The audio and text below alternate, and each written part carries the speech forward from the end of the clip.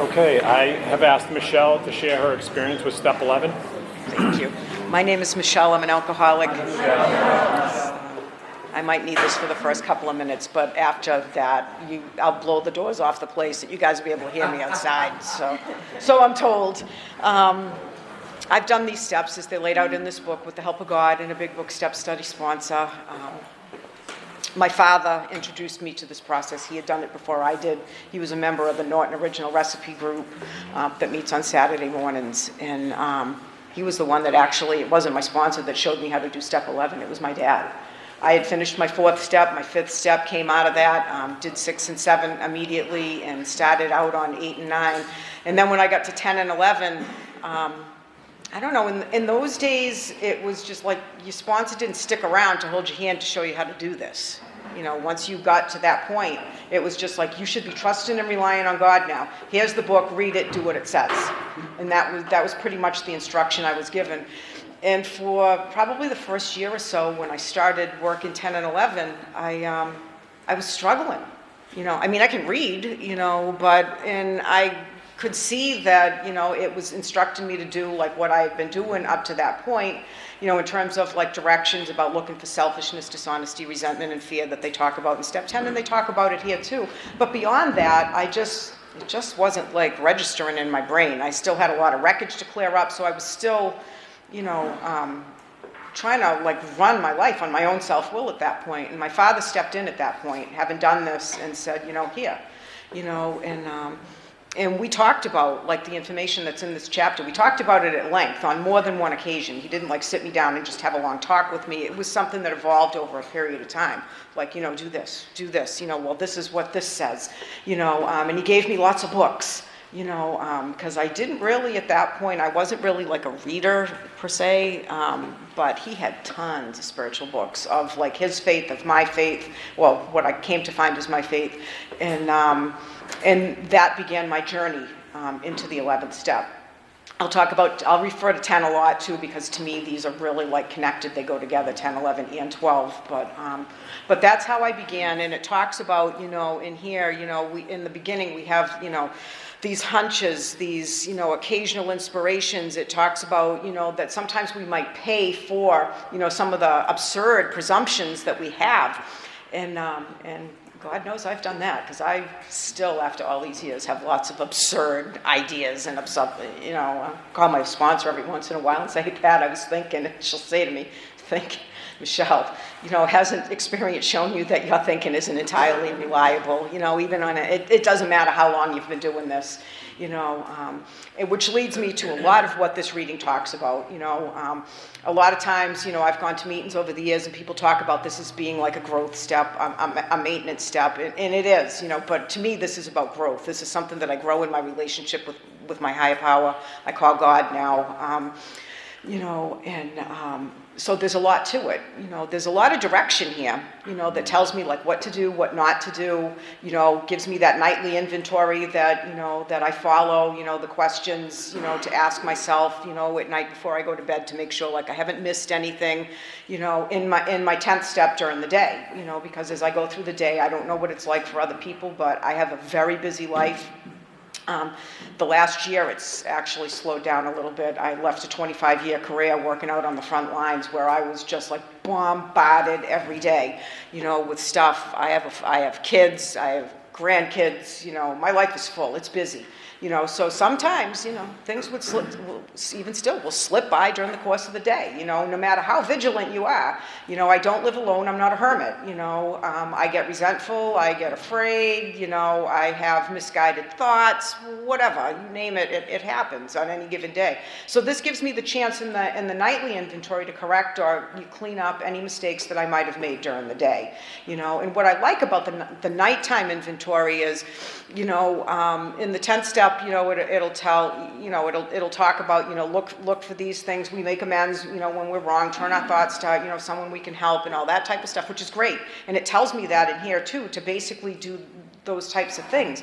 But it also tells me things like, you know, what could we have done better? Were we thinking of ourselves most of the time? Sometimes I think about myself a lot. Sometimes I wake up first thing in the morning, it's the first thing on my mind and the last thing that occurs to me when I go to bed at night. But sometimes I can even say, you know what? I thought of somebody else. I didn't think about myself for a change, you know. Maybe I am walking this altruistic plane that, you know, that this book talks about, you know. But then it goes on to talk about, were we trying to see like what we could pack into the stream of life, you know? And a lot of times today I can say that, yeah, that's true. Because this isn't an effort in like going around beating myself over the head with a baseball bat over what a loser I am and how bad I think I fudged up during the course of the day. You know, the inventory in the fourth step talks about it being like, this is a constructive inventory. It's an effort to discover the truth about the stock and trade. That's what I did for my past in the fourth and the fifth step, and that's what I'm doing today, now in this inventory. Just looking at the things in my day, looking at the truth about them, just getting right, you know, with God about whatever it is that's, you know, gone on in the course of the day. I'd like to think I'm better than I was. I think I am. If you ask the people that I live with that know me the best, the people I live with, that I work with, whatever, you know, they seem to have seen a significant change. So I'm guessing that, you know, something has changed, you know.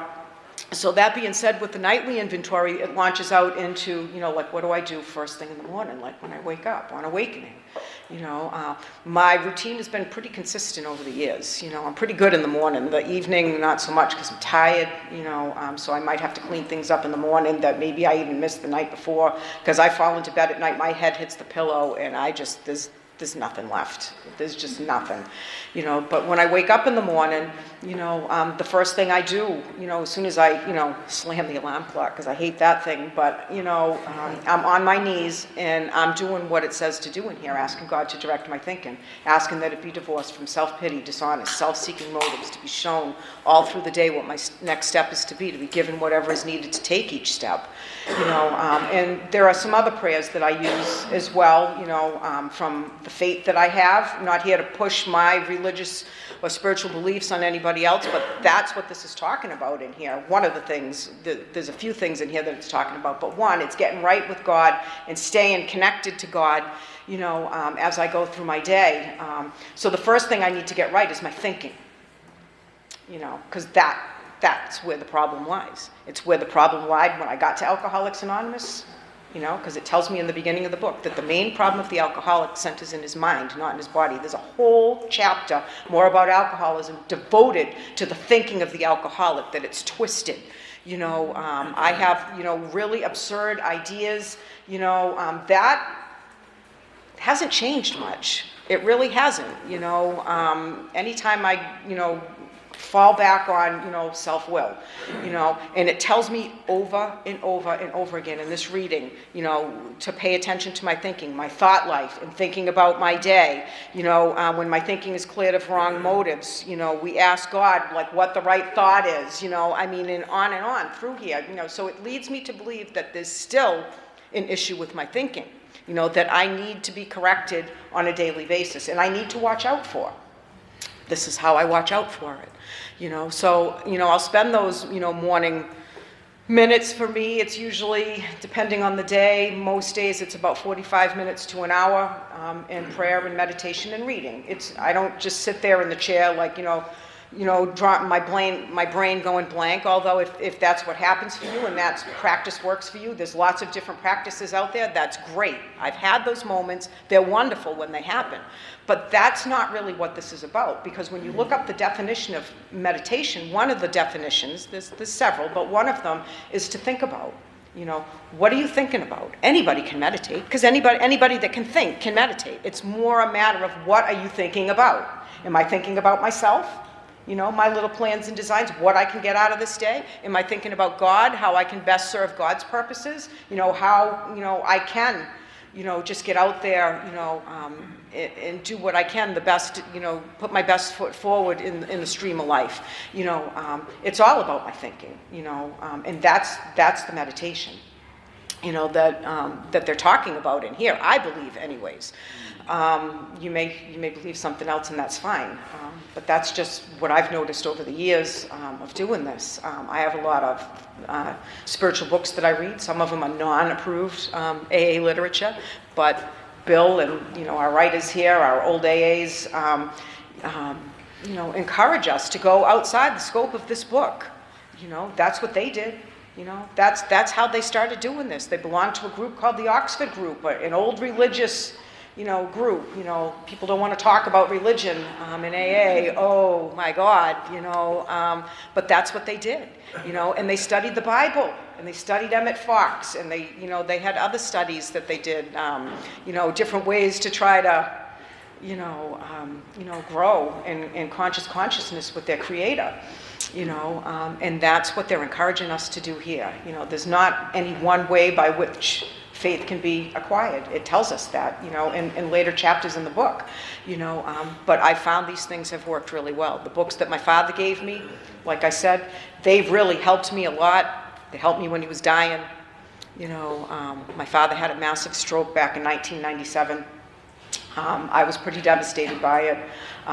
Most of you don't know me. I don't think I really know anybody here. I've seen some familiar faces, but I was a daddy's girl growing up.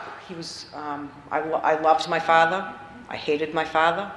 I loved to hate him. I hated to love him. I think he felt the same about me. In early recovery, when I first got sober, I went to him. He helped me to get into Alcoholics Anonymous. And my recovery became more important to him than his for a long time until he did this.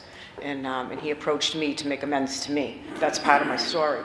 I started doing this, but in the midst of all of that, I was still living on self-will run riot. He wasn't feeling too happy about me at those times with my behavior and the things that I was doing. And he would drive by me and he would flip me off as he was driving by.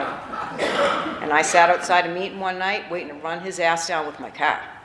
That was love, hate, the opposite sides of the same coin. The point to all of this is that, even with all that, we both had made our amends, to each other. When he was dying, he was in a coma. He never woke up from his coma. And one-sided conversations run pretty short after a while.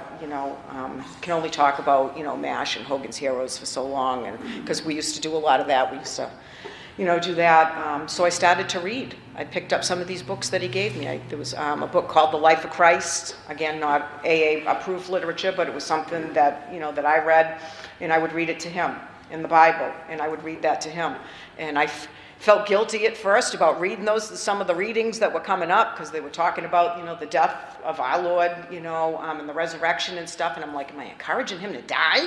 And I did a lot of praying during that time as well. And as my family was falling apart, I remember going in the bathroom at one point and just getting on my knees and saying, God, not my will, but yours. I don't know what I'm supposed to do here or not do. I really need some help. And I remember, kneeling before my father, shortly after that, and saying, if you need to go, I'll be okay. I'll be okay. And we decided to take him off support and let him go. That was back in 1997. And those readings and some of the other ones that were given to me after that by his wife at that time, have really helped me to grow in my understanding and relationship with my higher power. It talks about here too, different things about, like, if circumstances warrant, we might ask our wives or friends or family, whoever, to join us in these morning meditations. I've brought, my daughter, my grandchildren into this. We've gone to church. My grandson is going to be turning 19 next year. He just went to college. He's living his life, whether I agree with some of the things or decisions he's making or not doesn't really matter.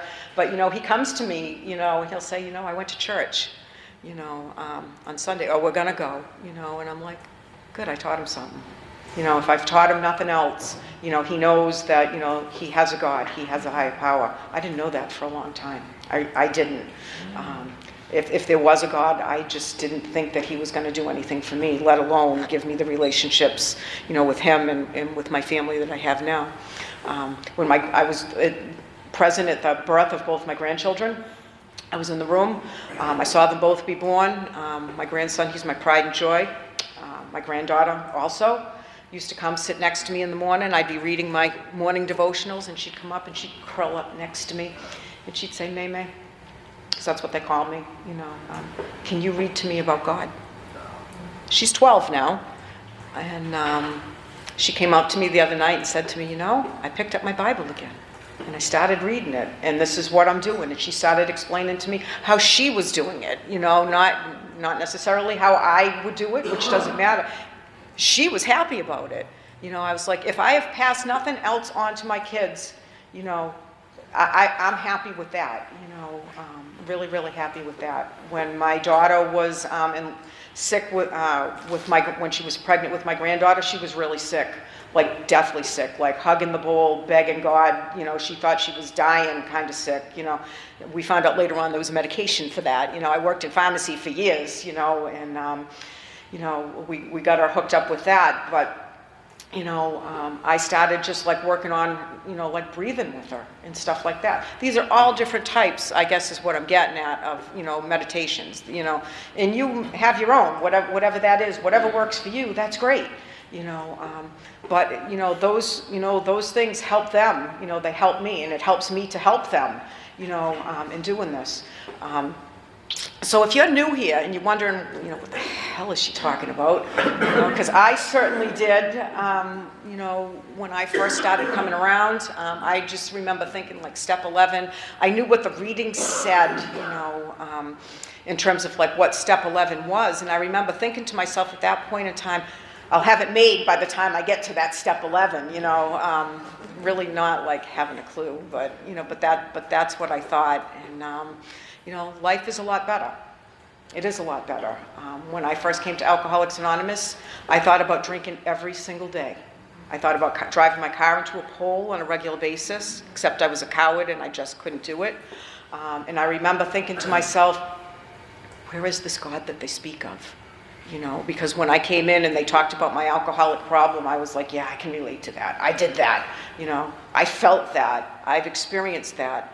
But when they talked about God, my jaw just like hit the table. I was like, that's the best you got for me is God. That's the solution to my problem. You've got to be kidding me.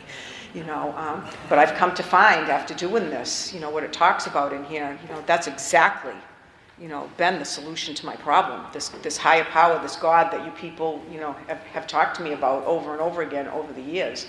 And I remember also thinking to myself, like, how do I get this relationship with God that people, talk about? How do you get a relationship with anybody? You spend time with them. You get in a relationship with somebody, a spouse or, a potential spouse, whatever, you get to know them. You spend time with them. You find out what they like. You tell them what you like. God knows me. God created me. God created you. He already knows all about me, but I didn't know much about him. So I needed to spend time just sitting and listening.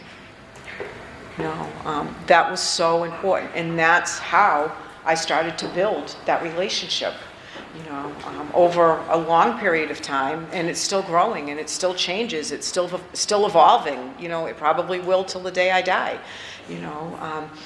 When I first started doing this, it's a lot different now than it was then. The directions are the same.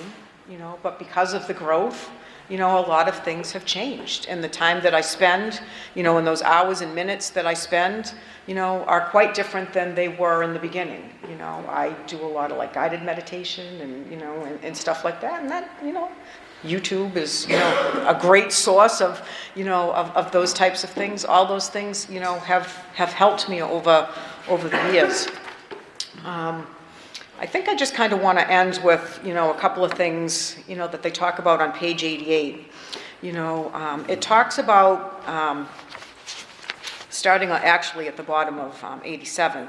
As we go through the day, we pause when agitated or doubtful. We ask for the right thought or action. Well, that happened to me this morning. It snowed last night. I was afraid that there was black ice. I was telling our chairperson here, I broke my phone a couple of weeks ago. It might have even been a few weeks ago. It's really not working the way that I would like it to work. It freezes a lot. It just bounces around and goes crazy all the time. I'm like, how the hell am I going to find this place? Well, this is what faith is all about, folks. I punched the address in, and I just trusted that God would get me here, and he did. I didn't get lost at all. We'll see what happens when I go home. But it worked. Here I am. But, there's prayer. It's like, God, show me the right thought or action. Where do I go with this? Because my maps weren't working. I had to go to Google, and I had to, find all these other different ways, to find a way to get here. But yet, here I am. It tells us that we remind ourselves constantly that we're no longer running the show. Oh, I'm not? I'm so good at it. Right? Humbly saying to ourselves many times each day, thy will be done. This is where self-will got me, folks. It got me sitting up here, your speaker this morning. We are then, and this confused me, we are then in much less danger of excitement. What's wrong with excitement? Spin me up and watch me go. You'll know exactly what's the matter with excitement. I get excited so easy, and I'm just like, I'm like a top, just excitement, fear, anger, worry, self-pity, or foolish decisions. We're not burning up energy foolishly. We're more efficient. Wow, that's a promise. That is a promise. We're not burning up energy foolishly as we did when we were trying to arrange life to suit ourselves. It works. It really does. We alcoholics were undisciplined. I am one of the most undisciplined people you will ever meet. I've never been diagnosed with, by a doctor for like ADHD or OCD, but if you watched my behavior on any given day, you'd be saying, man, that chick needs to be on Adderall or something. But I'm not. I don't take anything I don't take anything, and this, here lies the problem. I am undisciplined left to my own devices. I follow the discipline that's in here that they talk about, and it works. So my sponsor, when I first started doing this, was a stickler for looking up definitions, of all sorts of anything that I thought that I might or might not understand, and when I told her that I did, she'd ask me to define it, and I'd be, got to go back to the dictionary, So a couple of definitions here that I found, for undisciplined: not having enough control or organization in behaving badly, If it applies to you, so be it. Discipline, to train or develop by instruction and exercise, especially in self-control. Isn't that what it is that we're trying to do here? And then efficient, achieving maximum productivity with minimum wasted effort or expense, working in a well-organized and competent way, preventing the wasteful use of a particular resource. To me, that speaks more than anything that I can say, And then I'll end with this, faith. What is the definition of faith? It's the assurance of things hoped for, the conviction of things not seen. I have faith that this works. I know that it works. I saw it work firsthand in my father. I've seen it work for thousands of others who have been doing this over the years. I am still here, as a result of, having the faith that when my sponsor said to me, Michelle, the second step says, it talks about, coming to believe that a power greater than ourselves could restore us to sanity. Are you willing to believe? That was all I needed at that point, was to just be willing to believe. And I was willing to believe that maybe, just maybe, this might work. I've been doing this since I got sober. My sobriety date is March 5th, 1991. I finished my fifth step on August 31st, 1994, and I've been doing this ever since. I guess it works. I'm still here, not because I'm anything special, just because I do this work, and with people like you who have helped me, and a higher power who's revealed himself to me over time and continues to. So with that, I want to, thank everybody for listening this morning, giving me your attention. It's more attention than I get in my own home. It's more attention than I get anyplace else, and I really look forward to hearing everybody else. And thank you for asking us.